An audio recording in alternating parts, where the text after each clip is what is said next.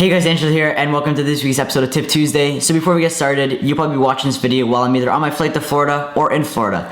So before we get started, how about you go down to the comment section and give me some fresh new video ideas for when I'm in Florida.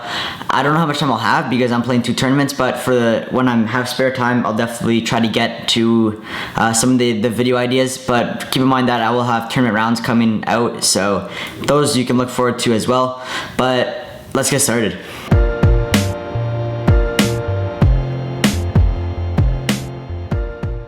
Okay, so this week's topic is the mental game. So you have the physical part of golf, which is very important, but then you have the mental game, which is pretty much 75% of golf. You have your physical, which is like 25, and you have your mental game, which is 75. You could be the best golfer in the world, but have a really bad mental game and not succeed. And there's many reasons for that. Golf is a very mentally draining, mentally exhausting, however you want to call it. It's just a very tiring game on your brain, especially. You got to think of clubs to hit. Your brain is working constantly throughout the round. It's not like another sport where you can kind of switch on and off. Like for baseball, you can kind of get on the bench and just kind of relax a little bit and then get back on the field the next inning or go up to bat, whatever it may be. For soccer, you can get on the bench. You don't have to do anything. But for golf, there's nobody else to replace your spot. So it's quite exhausting to have to constantly think of stuff or do stuff all the time. So today I'm going to kind of share with you my tips for mental game, what I like to think about on the course, especially like swing thoughts. So I'll start with swing thoughts. I feel like those are pretty important for a lot of people, and a lot of people want to like learn what I'm thinking on the course. I don't remember who said this, but somebody said that, or to me, when I was playing in a tournament or something like that, they mentioned to me that if you have more than one swing thought in your head, then you should be playing in a tournament, or you should be playing around. The way swing thoughts are is that you can't just be worried about everything in your swing. You can't be so technical. If you're gonna play around, you just gotta play with what you got. If you're cutting the ball instead of drawing the ball, you gotta play with the cut. You're not gonna try and fix a draw on the course, because that, number one, is dangerous, and number two isn't practicing the best habits. You might be doing something wrong, and you might be hitting a draw, but you might be doing something wrong to correct it, instead of actually doing like hitting a proper draw with a nice inside swing, a good release. You might be coming over the top and hooding the club face while you're going through. So you might see a draw, but in reality, it's not the best shot to be hitting. So for me, typically what my big swing thoughts are, or just my pretty much big one, is I would say either if I'm pretty quick that day or pretty quick on the range, I would say smooth transition at the top. So just get the club going nice and like let the club generate momentum, of course, but don't try to give it too much. Just give it, let gravity take over kind of, and just let the club glide through the ball, and just have like a really smooth transition at the top of your backswing. It doesn't need to be so herky-jerky. Just let it up, let gravity take it down, then you can swing. And then if that's fine, but I'm having a trouble going over the top, and that's kind of another point on smooth transition, because if you're up here and then you go too quick with your upper body, that's also not very smooth. But I would just remember to myself, just don't go over the top. And it might sound pretty broad, but it really helps. Like, just as long as you're thinking about something and you do it properly and repeat it every single time, you kind of get used to that, of saying don't go over the top or smooth transition at the top. And sometimes maybe those two swing thoughts, those two aren't very big. But if you have like a swing thought saying use your lower body, and then you have another swing thought saying pivot on your back foot, those kind of intertwine together, and it's not really something good to be thinking about two things in your lower body.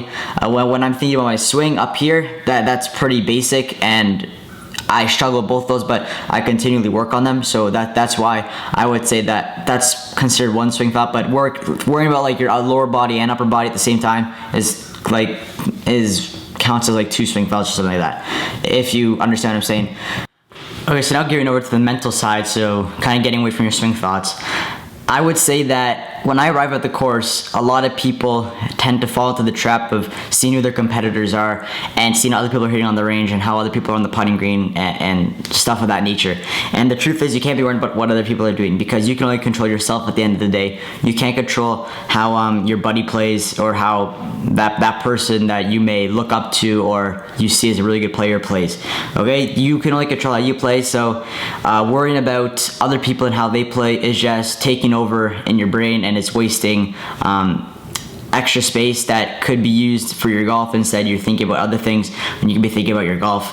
So make sure you're not thinking about anybody. Just think about how you're going to play and what you want to accomplish that day, because it's more important for you to know what your goals are instead of you trying to elaborate or hypothesize somebody else's goals for that day, because in the end, you're playing and they are playing, but you're not playing for them. So you just gotta worry about yourself. Basically, that's what I'm trying to get at. Worry about yourself, don't worry about anybody else. And now getting on the course, when you have a bad hole, so let's say you make a bogey or a double.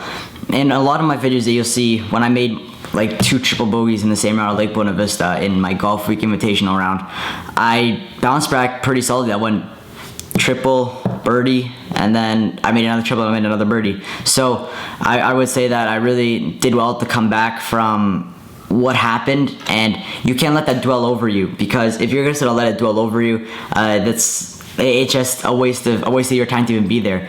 If you're gonna allow something that small or something that stupid get into your head and ruin the rest of your round and prevent you from enjoying and playing well, then I would say that you really need to work on that, because that's probably what's holding you back from breaking 80 or breaking 70 or shooting under par consistently, whatever it may be.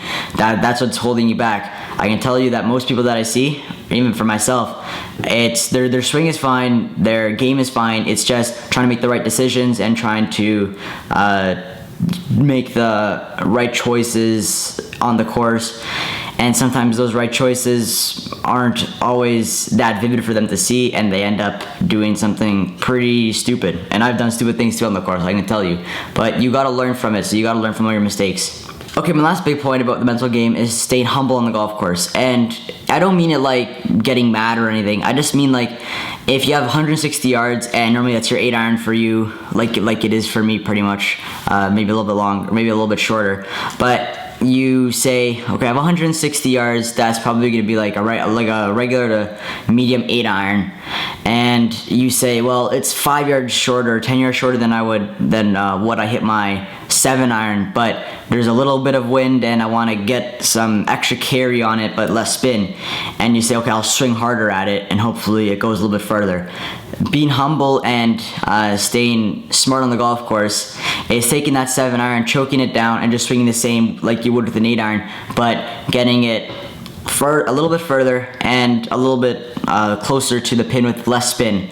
And that's a really big point about the mental game, I would say. If you can't understand or figure out what kind of clubs you need to hit in certain situations and when not to play certain kind of shots, then you really need to try hard and figure that out, because trying to hit unrealistic shots that you know you can't hit but want to try it anyways, especially in a tournament, is stupid. And those are careless errors. Those are unforced errors that can be easily prevented. But the good thing and the bright side about all this is that if those are your problems, then those are easy fixes. It's not swing, it's not mechanical, it's nothing too crazy in your head. It's merely just trying to get over your ego and allow yourself to just say that, okay, you know, I might want to hit it down here, but nobody else sees what you're hitting, okay? You could hit, I remember, I think it was David Faraday when they were watching the 17th hole at TPC Sawgrass. Yeah, the Players' Championship. I don't know, some, like Dustin Johnson or Sergio Garcia hit a pitching wedge, and then some guy pulled out an 8-iron, and they said, wow, he's pulling out an 8-iron, that's kind of odd. And David Faraday goes, it doesn't matter what club you're hitting, as long as you hit it properly and you're happy with where you hit it, that's all that matters, okay? So the same goes for you guys and what you want to do. If your playing partner pulls out a 5-iron, you have to pull out a 3-wood or a hybrid, it's okay. What does it matter? If you hit it closer than him, what's he gonna say to you? Oh wow, you're terrible with your 3-wood hybrid, you got it closer than my 5-iron.